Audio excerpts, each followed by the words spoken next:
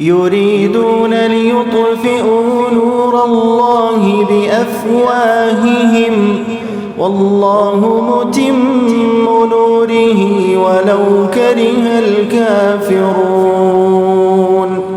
هو الذي أرسل رسوله بالهدى ودين الحق ليظهره على الدين كله ولو كره المشركون.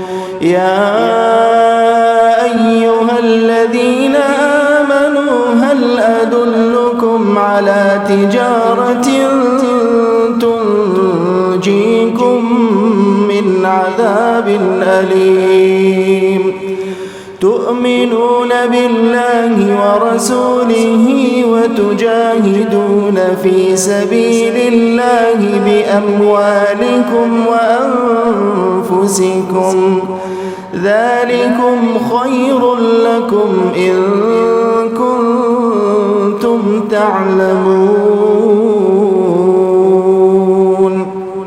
وأخرى تحبونها نصر من الله وفتح قريب وبشر المؤمنين. يا أيها الذين آمنوا كونوا أنصار الله كما قال عيسى